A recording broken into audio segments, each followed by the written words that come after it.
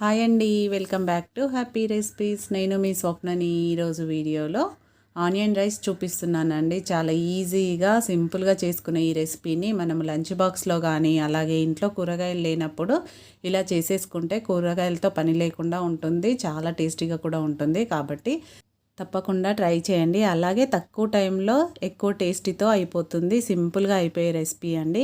Only రైస్తోనే కాబట్టి చాలా బాగుంటుంది. ఇప్పుడు దీన్ని ఎలా ప్రిపేర్ చేసుకోవాలనేది చూసేద్దాం. మరి ముందుగా స్టవ్ పైన ఒక ప్యాన్ పెట్టేసుకొని అది వేడయ్యాక దాంట్లోకి 1.5 టేబుల్ స్పూన్ ఆయిల్ వేసుకోవాలి.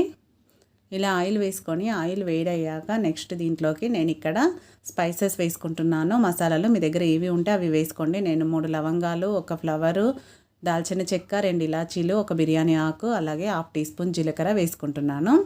ఇవి కొంచెం ఆయిల్లో ఒక 10 సెకండ్స్ వరకు ఫ్రై చేసుకోవాలి.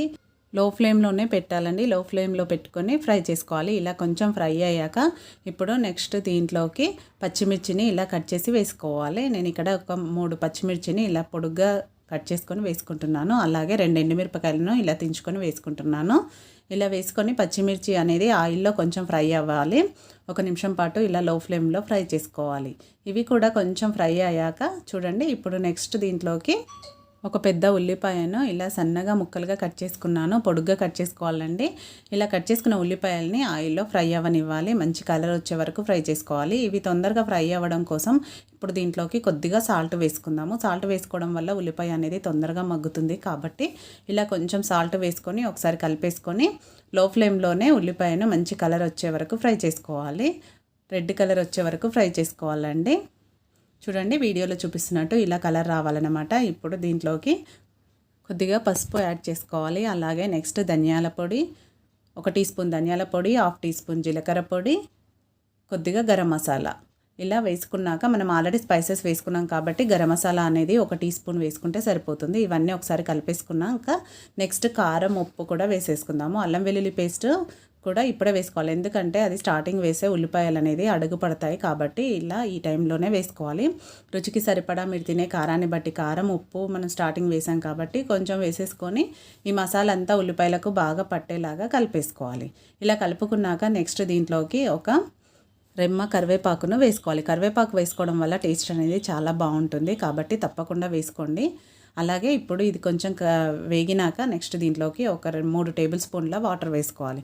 వాటర్ మాత్రం కంపల్సరీగా వేసుకోవాలండి. ఎందుకంటే ఈ మసాలాలు అనేది కొంచెం ఉడకాలి కాబట్టి లో ఫ్లేమ్లోనే పెట్టుకొని కలుపుకుంటూ ఉడికించుకోవాలి. గ్రేవీ అనేది చిక్కబడే వరకు ఉడికించుకోవాలి. ఒక 2 నిమిషాలు పడుతుందండి, ఎక్కువ టైం కూడా పట్టదు. చూడండి, ఒక 2 నిమిషాల తర్వాత గ్రేవీ అనేది దగ్గర పడింది కదా. ఇప్పుడు దీంట్లోకి మనం ఉడికించి పెట్టుకున్న రైస్ని వేసుకోవాలి. నేను ఇక్కడ ఒక పెద్ద కప్పు రైస్ వేసుకున్నానండి. చూడండి, ఇలా రైస్ వేసుకున్నాక ఇప్పుడు మీడియం టు హై ఫ్లేమ్ పెట్టుకుంటూ మొత్తం మసాలా అంతా రైస్కి పట్టేలాగా బాగా కలుపుకోవాలి. 1 నిమిషం పాటు ఇలా బాగా కలిపేసుకుంటే రైస్కి అంతా మసాలా పడుతుంది. చూడండి, పట్టింది కదా. ఇప్పుడు నెక్స్ట్ దీంట్లోకి కొద్దిగా కొత్తిమీర వేసుకోవాలి.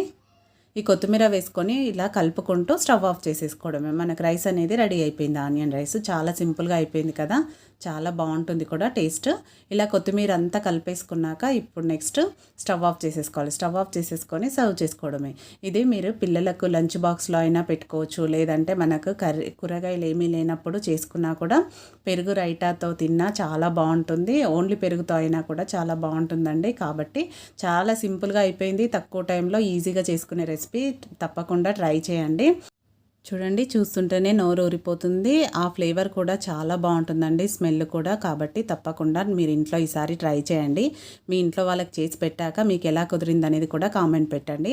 అలాగే ఈ వీడియో మీకు నచ్చితే ఒక లైక్ చేయండి. మీ ఫ్రెండ్స్, రిలేటివ్స్తో షేర్ చేసుకోండి. మరిన్ని ఇలాంటి టేస్టీ రెసిపీస్ కోసం మన హ్యాపీ రెసిపీస్ ఛానల్ వెంటనే సబ్స్క్రైబ్ చేసుకోండి. లైక్ చేయడం మాత్రం అస్సలు మర్చిపోకండి. Thank you for watching.